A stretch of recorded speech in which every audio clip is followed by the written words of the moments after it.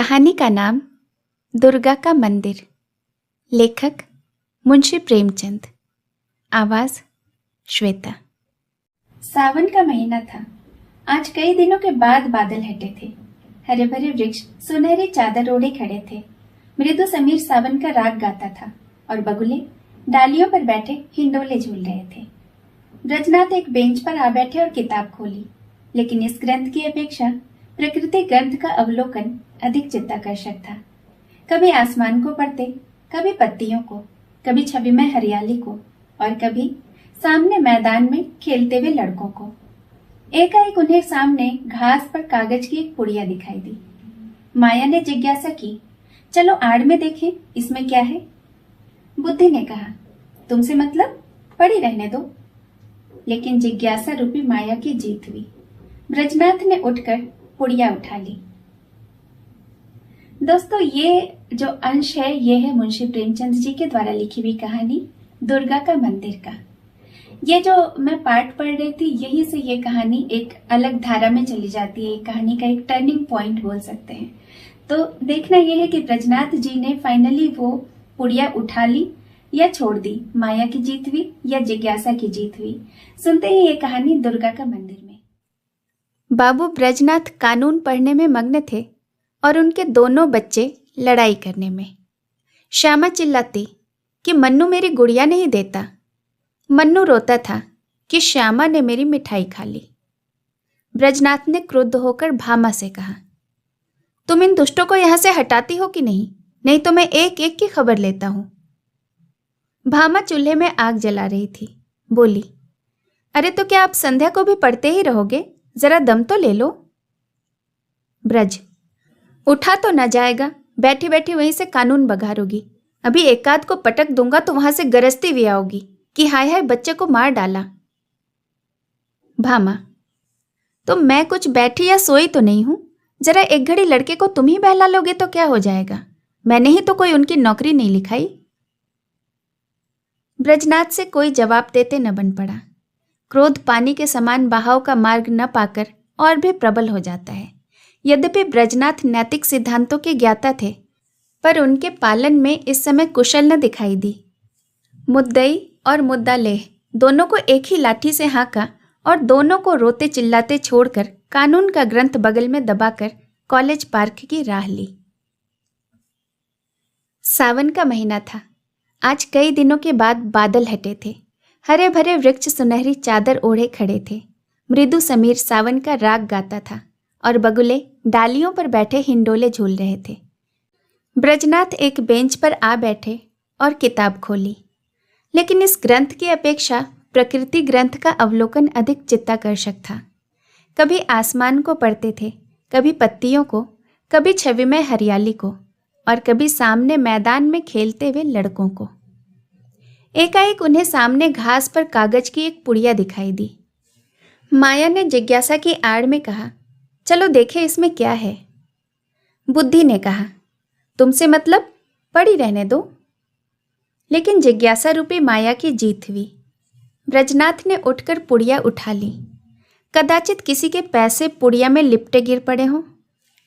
खोलकर देखा, सावरेन थे। गिना पूरे 8 निकले। कौतूहल की सीमा न रही। ब्रजनाथ की छाती धड़कने लगी। 8 सावरेन हाथ में लिए सोचने लगे, इन्हें क्या करूं? अगर यहीं रख दूं तो न जाने किसकी नज़र पड़े, न मालूम कौन उठा ले जाए। नहीं, यहाँ रखना उचित नहीं। चलो थाने में इत्तला कर दूं और ये सावरेन थानेदार को सौंप दूं। जिसके होंगे वह आप ले जाएगा। अगर उसको न भी मिले तो मुझ पर तो कोई दोष न रहेगा। मैं तो अपने उत्तरदायित्व से मुक्त हो जाऊंगा। माया ने पर्दे की आड़ में मंत्र मारना शुरू किया। वह थाने नहीं गए। सोचा, चलो भामा से एक दिल लगी करूं। भोजन तैयार होगा, कल इत्मीनान से थाने जाऊंगा। भामा ने सावरेन देखे तो हृदय में एक गुदगुदी सी हुई। पूछा, किसकी है? ब्रज, मेरी। भामा, चलो कहीं हो आए। ब्रज, पड़ी मिली है। भामा, झूठ बात, ऐसे ही भाग्य के बली हो तो सच बताओ, कहाँ मिली, किसकी है? ब्रज, सच कहता हूँ, पड़ी मिली है। भामा, मेरी कसम? तुम्हारी कसम। भामा गिन्नियों को पति के हाथ से छीनने की चेष्टा करने लगी। ब्रजनाथ ने कहा, क्यों छीनती हो? भामा, लाओ, मैं अपने पास रख लूं। ब्रज, रहने दो, मैं इसकी इत्तला करने थाने जाता हूं। भामा का मुख मलिन हो गया। बोली, पड़े हुए धन की क्या इत्तला? ब्रज, हाँ और क्या, इन 8 गिन्नियों के लिए इनाम बिगाड़ूंगा। भामा, अच्छा, तो फिर कल सवेरे चले जाना, इस समय जाओगी तो आने में देर हो जाएगी। ब्रजनाथ ने भी सोचा यही अच्छा है, थाने वाले रात को तो कार्यवाही करेंगे नहीं, जब अशर्फियों को पड़ा ही रहना है तब जैसे थाना वैसे मेरा घर। गिन्नियां संदूक में रख दी। खा पी कर लेटे तो भामा ने हंसकर कहा, आया धन क्यों छोड़ते हो, लाओ मैं अपने लिए एक गुलबंद बनवा लूं, बहुत दिनों से जी तरस रहा है। माया ने इस समय हास्य का रूप धारण किया। ब्रजनाथ ने तिरस्कार करके कहा, गुलबंद की लालसा में गले में फांसी लगवाना चाहती हो क्या? प्रातःकाल ब्रजनाथ थाने के लिए तैयार हुए। कानून का एक लेक्चर छूट जाएगा, कोई हरज नहीं। वह इलाहाबाद के हाईकोर्ट में अनुवादक थे। नौकरी में उन्नति की आशा न देखकर साल भर से वकालत की तैयारी में मग्न थे, लेकिन अभी कपड़े पहन ही रहे थे कि उनके एक मित्र मुंशी गोरेलाल आकर बैठ गए और अपनी पारिवारिक दुश्चिंताओं की राम कहानी सुनाकर अत्यंत विनीत भाव से बोले, भाई साहब, इस समय इन झंझटों में ऐसा फंस गया हूं कि बुद्धि कुछ काम ही नहीं करती। तुम बड़े आदमी हो, इस समय कुछ सहायता करो।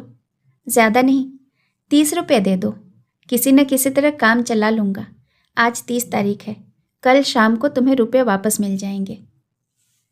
ब्रजनाथ बड़े आदमी तो न थे, किंतु बड़प्पन की हवा बांध रखी थी। यह मिथ्याभिमान उनके स्वभाव की एक दुर्बलता थी। केवल अपने वैभव का प्रभाव डालने के लिए ही वह बहुधा मित्रों की छोटी मोटी आवश्यकताओं पर अपनी वास्तविक आवश्यकताओं को निछावर कर दिया करते थे। लेकिन भामा को इस विषय में उनसे सहानुभूति न थी, इसलिए जब ब्रजनाथ पर इस प्रकार का संकट आ पड़ता तब थोड़ी देर के लिए उनकी पारिवारिक शांति अवश्य नष्ट हो जाती थी। उनमें इनकार करने या टालने की हिम्मत न थी। वह सकुचाते हुए भामा के पास गए और बोले, तुम्हारे पास 30 रुपये तो होंगे ना, मुंशी गोरेलाल मांग रहे हैं। भामा ने रुखाई से कहा, मेरे पास तो रुपए नहीं। ब्रज, होंगे तो जरूर, बहाना करती हो। भामा, अच्छा, बहाना ही सही। ब्रज, तो मैं उनसे क्या कह दूं?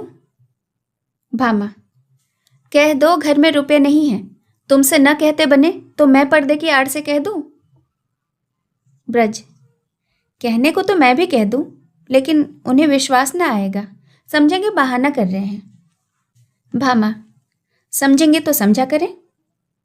ब्रज, मुझसे ऐसी मुरव्वती नहीं हो सकती, रात दिन का साथ ठहरा, कैसे इनकार करूं। भामा, अच्छा, तो जो मन में आए सो करो, मैं एक बार कह चुकी कि मेरे पास रुपए नहीं हैं। ब्रजनाथ मन में बहुत खिन्ने हुए। उन्हें विश्वास था कि भामा के पास रुपए हैं, लेकिन केवल वह मुझे लज्जित करने के लिए इनकार कर रही है। दुराग्रह ने संकल्प को दृढ़ कर दिया। संदूक से 2 गिन्नियां निकाली और गोरेलाल को देकर बोले, भाई, कल शाम को कचहरी से आते ही रुपये दे देना, ये एक बड़े आदमी की अमानत है, मैं इसी समय उसे देने जा रहा था। यदि कल रुपये न पहुंचे तो मुझे बहुत लज्जित होना पड़ेगा, कहीं मुंह दिखाने के योग्य न रहूंगा। गोरेलाल ने मन में कहा, अमानत स्त्री के सिवाय और किसकी होगी, और गिन्नियां जेब में रखकर घर की राह ली।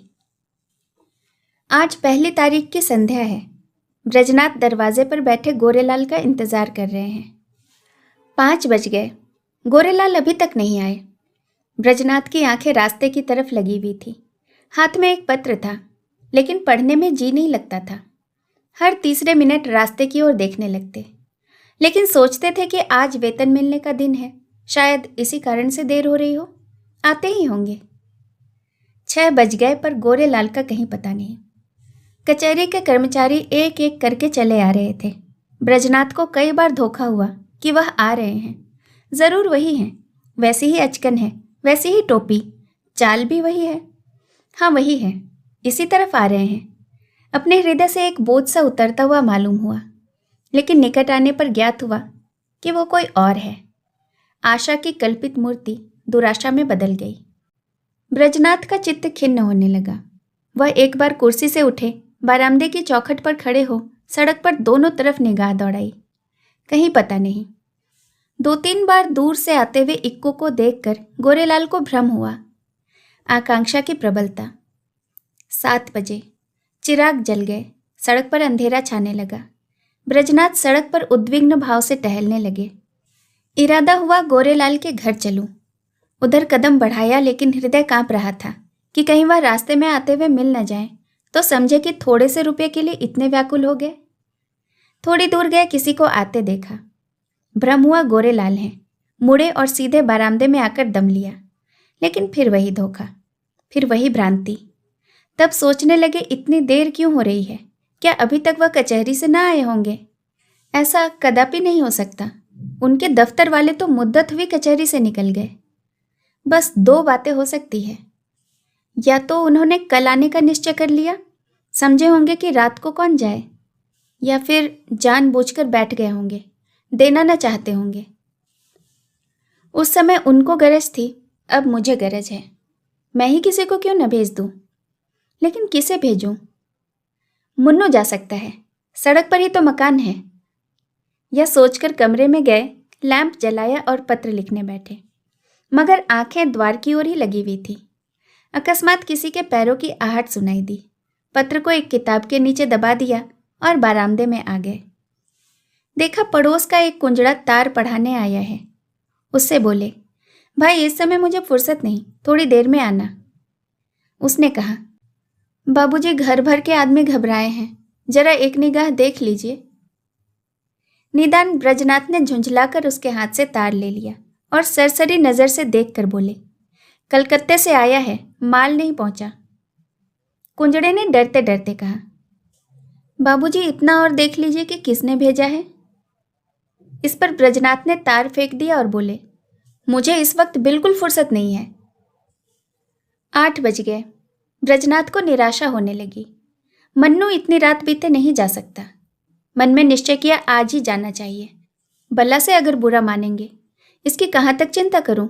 स्पष्ट कह दूंगा कि मेरे रुपये 2 भलमानसी भलमानसों के साथ निभाई जा सकती है। ऐसे धूर्तों के साथ भलमानसी का व्यवहार करना मूर्खता है। अचकन पहनी, घर में जाकर भामा से कहा, जरा एक काम से बाहर जाता हूं, किवाड़े बंद कर लो। चलने को तो चले, लेकिन पग पग पर रुकते जाते थे। गोरेलाल का घर दूर से दिखाई दिया। लैंप जल रहा था। ठिठक गए और सोचने लगे, चलकर क्या कहूँगा? कहीं उन्होंने जाते जाते रुपये निकाल कर दे दिए और देरी के लिए क्षमा मांगी तो मुझे तो बड़ी झेप होगी। वह मुझे क्षुद्र ओछा धैर्यहीन समझेंगे। नहीं, रुपयों की बातचीत ही क्यों करूं? कहूँगा, भाई घर में बड़ी देर से पेट में दर्द कर रहा था, तुम्हारे पास पुराना तेज सिरका तो नहीं है? मगर नहीं, यह बहाना भी कुछ भद्दा प्रतीत होता है। साफ कलई खुल जाएगी। इस झंझट की ज़रूरत ही क्या है? वह मुझे देखकर आप ही समझ जाएंगे। इस विषय में बातचीत की कुछ नौबत ही ना आएगी। ब्रजनाथ इसी उधेड़ बुन में आगे बढ़ते चले जाते थे, जैसे नदी में लहरें चाहे किसी भी ओर चले, धारा अपना मार्ग नहीं छोड़ती। गोरेलाल का घर आ गया। द्वार बंद था।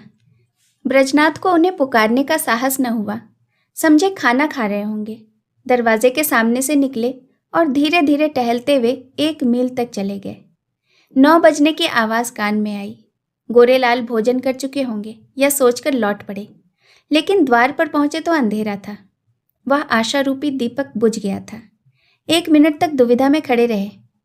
क्या करूं? अभी तो बहुत सवेरा है, इतनी जल्दी थोड़े ही ना सो गए होंगे। दबे पांव बरामदे पर चढ़े, कान लगाकर ध्यान से सुनने लगे। चारों ओर ताक रहे थे कि कहीं कोई देख न ले। कुछ बातचीत की भनक उनके कान में पड़ी। ध्यान से सुना। स्त्री कह रही थी, रुपये तो सब उठ गए, ब्रजनाथ को कहाँ से दोगे? गोरेलाल ने उत्तर दिया, ऐसी कौन सी उतावली मची है, फिर दे देंगे। और दरखास्त दे दी है, कल मंजूर हो जाएगी। 3 महीने के बाद लौटेंगे, तब देखा जाएगा। ब्रजनाथ को ऐसा जान पड़ा मानो मुंह पर किसी ने तमाचा मार दिया हो। क्रोध और नैराश्य से भरे हुए वह बरामदे से नीचे उतर आए। घर चले तो सीधे कदम न पड़ते थे, जैसे कोई दिन भर का थका मांदा पथिक हो। ब्रजनाथ रात भर करवटें बदलते रहे। कभी गोरेलाल की धूर्तता पर क्रोध आता, कभी अपनी सरलता पर। मालूम नहीं किस गरीब के रुपए हैं, उस पर क्या बीती होगी। लेकिन अब क्रोध या खेद से क्या लाभ। सोचने लगे रुपये कहाँ से आवेंगे। भामा तो पहले ही इनकार कर चुकी है। वेतन में इतनी गुंजाइश नहीं। 10-5 रुपए की बात होती तो कतरव्योत भी कर लेता। तो क्या करूं? किसी से उधार मांग लूं? मगर मुझे कौन देगा? आज तक किसी से मांगने का संयोग नहीं पड़ा, और अपना कोई ऐसा मित्र है भी तो नहीं। जो लोग हैं मुझे को सताया करते हैं, मुझे क्या देंगे? हाँ, यदि कुछ दिन कानून छोड़कर अनुवाद करने में परिश्रम करूं तो भले रुपये मिल सकते हैं। कम से कम 1 मास का कठिन परिश्रम है। सस्ते अनुवादकों के मारे दम भी तो गिर गई है। हाँ निर्दयी, तूने बड़ी दगा की। न जाने किस जन्म का बैर चुकाया, कहीं का न रखा। दूसरे दिन से ब्रजनाथ को रुपयों की धुन सवार हुई। सवेरे कानून के लेक्चर में सम्मिलित होते, संध्या को कचहरी के तजवीज़ों का पुलिंदा घर लाते और आधी रात तक बैठकर अनुवाद किया करते। सिर उठाने तक की मोहलत न मिलती। कभी कभी रात के 1-2 भी बज जाते। जब मस्तिष्क बिल्कुल शिथिल हो जाता तब विवश होकर चारपाई पर पड़ रहते। लेकिन इतने परिश्रम का अभ्यास न होने के कारण कभी कभी सिर में दर्द होने लगता, कभी पाचन क्रिया में विघ्न पड़ जाता, कभी ज्वर आ जाता। तिस पर भी वह मशीन की तरह काम में लगे रहते। भामा कभी कभी झुंझला कर कहती, अजी लेट भी रहो, बड़े धर्मात्मा बने हो। तुम्हारे जैसे 10-5 आदमी और होते तो संसार का काम भी बंद हो जाता। ब्रजनाथ इस बाधाकारी व्यंग का उत्तर न देते। दिन निकलते ही फिर वही चरखा लेकर बैठते। यहाँ तक कि 3 सप्ताह बीत गए और 25 रुपये हाथ आए। ब्रजनाथ सोचते कि 2-3 दिन में बेड़ा पार है, लेकिन 21वें दिन उन्हें प्रचंड ज्वर चढ़ाया और 3 दिन तक न उतरा। छुट्टी लेनी पड़ी, शैया सेवी बन गए। भादों का महीना था। भामा ने समझा कि पित्त का प्रकोप है, लेकिन जब 1 सप्ताह तक डॉक्टर की औषधि सेवन करने पर भी ज्वर न उतरा तब घबराई। ब्रजनाथ प्रायः ज्वर में बकझक भी करने लगते। भामा सुनकर डर के कमरे में भाग जाती, बच्चों को पकड़कर दूसरे कमरे में बंद कर देती। अब उसे शंका होने लगी थी कि कहीं यह कष्ट उन्हीं रुपयों के कारण तो नहीं भोगना पड़ रहा। कौन जाने रुपये वाले ने कुछ कर धर दिया हो। जरूर यही बात है, नहीं तो औषधि से लाभ क्यों न होता। संकट पड़ने पर हम धर्म भीरू हो जाते हैं, औषधियों से निराश होकर देवताओं की शरण लेते हैं। भामा ने भी देवताओं की शरण ली। वह जन्माष्टमी, शिवरात्रि और तीज के सिवाय और कोई व्रत न रखती थी। इस बार उसने नवरात्रा का कठिन व्रत शुरू किया। 8 दिन पूरे हो गए। अंतिम दिन आया। प्रभात का समय था। भामा ने ब्रजनाथ को दवा पिलाई और दोनों बालकों को लेकर दुर्गा जी की पूजा करने चली। उसका हृदय आराध्य देवी के प्रति श्रद्धा से परिपूर्ण था। मंदिर के आंगन में पहुंची। उपासक आसनों पर बैठे हुए दुर्गा पाठ कर रहे थे। धूप और अगर की सुगंध उड़ रही थी। उसने मंदिर में प्रवेश किया। सामने दुर्गा की विशाल प्रतिमा शोभायमान थी। उनके मुखारविंद पर एक विलक्षण दीप्ति झलक रही थी। बड़े बड़े उज्ज्वल नेत्रों से प्रभा की किरणें चिटक रही थीं। पवित्रता का एक समा छाया हुआ था। भामा इस दीप्तवर्ण मूर्ति के सम्मुख सीधी आंखों से ताक न सकी। उसके अंतःकरण में एक निर्मल, विशुद्ध, भावपूर्ण भय का उदय हो आया। उसने आंखें बंद कर ली, घुटनों के बल बैठ गई और हाथ जोड़कर करुण स्वर में बोली, माता, मुझ पर दया करो। उसे ऐसा ज्ञात हुआ मानो देवी मुस्कुराई। उसे उन दिव्य नेत्रों में से एक ज्योति सी निकलकर अपने हृदय में आती हुई मालूम हुई। उसके कानों में देवी के मुंह से निकले हुए शब्द सुनाई दिए, पराया धन लौटा दे, तेरा भला होगा। भामा उठ बैठी। उसकी आंखों में निर्मल भक्ति का आभास झलक रहा था। मुखमंडल से पवित्र प्रेम बरसता था। देवी ने कदाचित उसे अपनी प्रभा के रंग में डुबा दिया था। इतने में एक दूसरी स्त्री आई। उसके उज्जवल केश बिखरे और मुरझाए हुए चेहरे के दोनों ओर लटक रहे थे। शरीर पर एक श्वेत साड़ी थी। हाथ में चूड़ियों के सिवाय और कोई आभूषण न था। शोक और नैराश्य की साक्षात मूर्ति मालूम होती थी। उसने भी देवी के सामने सिर झुकाया और दोनों हाथों से आंचल फैलाकर बोली, देवी, जिसने भी मेरा धन लिया हो उसका सर्वनाश करो। जैसे सितार मिजराब की चोट खाकर थरथरा उठता है, उसी प्रकार भामा का हृदय अनिष्ट के भय से थरथरा उठा। ये शब्द तीव्र शर के समान उसके कलेजे में चुभ गए। उसने देवी की ओर कातर नेत्रों से देखा। उनका ज्योतिर्मय स्वरूप भयंकर था। नेत्रों से भीषण ज्वाला निकल रही थी। भामा के अंतःकरण में सर्वत्र, आकाश से, मंदिर के सामने वाले वृक्षों से, मंदिर के स्तंभों से, सिंहासन के ऊपर जलते हुए दीपक से और देवी के विकराल मुंह से ये शब्द निकलकर गूंजने लगे, पराया धन लौटा दे, नहीं तो तेरा सर्वनाश हो जाएगा। भामा खड़ी हो गई और उस वृद्धा से बोली, क्यों माता, तुम्हारा धन किसी ने लिया है? वृद्धा ने इस प्रकार उसकी ओर देखा मानो डूबते को तिनके का सहारा मिला। बोली, हाँ बेटी। भामा, कितने दिन हुए? वृद्धा, कोई 1.5 महीना। भामा, कितने रुपए थे? वृद्धा, पूरे 120। भामा, कैसे खोए? वृद्धा, क्या जाने, कहीं गिर गए। मेरे स्वामी पलटन में नौकर थे। आज कई बरस हुए वह परलोक सिधारे। अब मुझे सरकार से 60 रुपये साल पेंशन मिलती है। अब की 2 साल की पेंशन एक ही साथ मिली थी। खजाने से रुपये लेकर आ ही रही थी, मालूम नहीं कब और कहाँ गिर पड़े। 8 गिन्नियाँ थीं। भामा, अगर वे तुम्हें मिल जाएं तो क्या दोगी? वृद्धा, अधिक नहीं, उनमें से 50 दे दूंगी। भामा, रुपये क्या होंगे, कोई उससे अच्छी चीज़ दे दो। वृद्धा, बेटी और क्या दूं, जब तक जीऊंगी तुम्हारा यश गाऊंगी।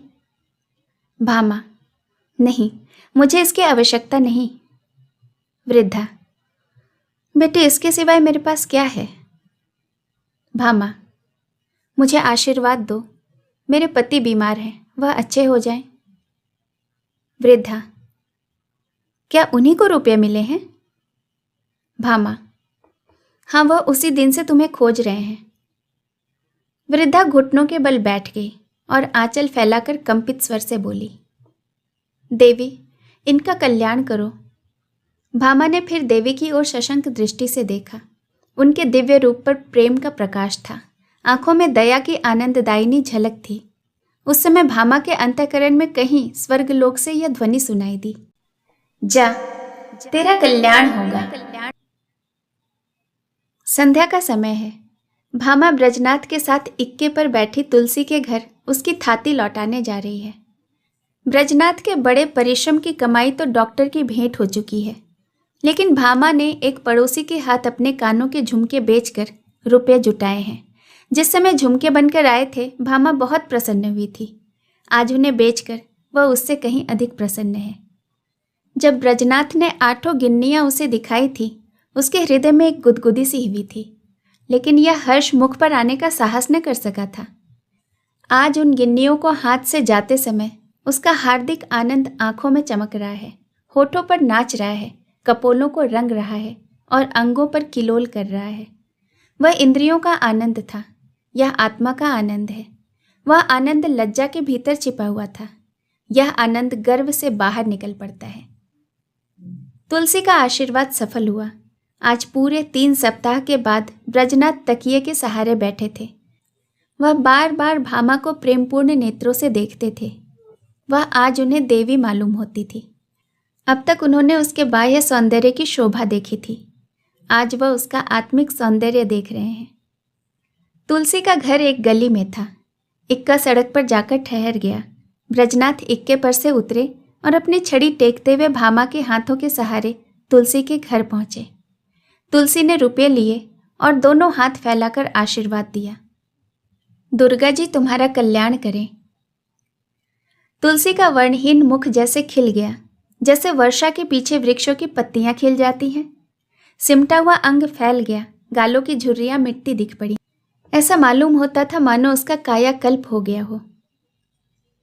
वहां से आकर ब्रजनाथ अपने द्वार पर बैठे हुए थे कि गोरेलाल आकर बैठ गया। ब्रजनाथ ने मुंह फेर लिया। गोरेलाल बोले, भाई साहब तबीयत कैसी है? ब्रजनाथ, बहुत अच्छी तरह हूँ।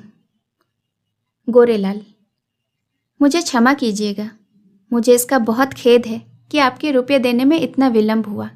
पहली तारीख को ही घर से एक आवश्यक पत्र आ गया और मैं किसी तरह 3 महीने की छुट्टी लेकर घर भागा। वहाँ की विपत्ति कथा कहूँ तो समाप्त न हो, लेकिन आपकी बीमारी का शोक समाचार सुनकर आज भागा चला आया हूँ। ये लीजिए, रुपये हाजिर हैं। इस विलंब के लिए अत्यंत लज्जित हूँ। ब्रजनाथ का क्रोध शांत हो गया। विनय में कितनी शक्ति है। बोले, जी हाँ, बीमार तो था लेकिन अब अच्छा हो गया हूँ। आपको मेरे कारण व्यर्थ कष्ट उठाना पड़ा। यदि इस समय आपको असुविधा हो तो रुपये फिर दे दीजिए। मैं अब उऋण हो गया हूँ, कोई जल्दी नहीं। गोरेलाल विदा हो गए तो ब्रजनाथ रुपये लिए हुए भीतर आए और भामा से बोले, ये लो अपने रुपये, गोरेलाल दे गए हैं। भामा ने कहा, ये रुपये मेरे नहीं, तुलसी के हैं। एक बार पराया धन लेकर सीख गई। ब्रज, लेकिन तुलसी के रुपये तो पूरे दे दिए गए हैं। भामा, दे दिए तो क्या हुआ, ये उसके आशीर्वाद की निछावर है। ब्रज, कान के झुमके कहाँ से आवेंगे? भामा, झुमके न रहे न सही, कान तो सदा के लिए हो गए। आप सुन रहे थे मुंशी प्रेमचंद जी के द्वारा लिखी हुई कहानी दुर्गा का मंदिर, मेरे यानी श्वेता की आवाज़ में। कहानी सुनने के लिए आपका बहुत बहुत धन्यवाद।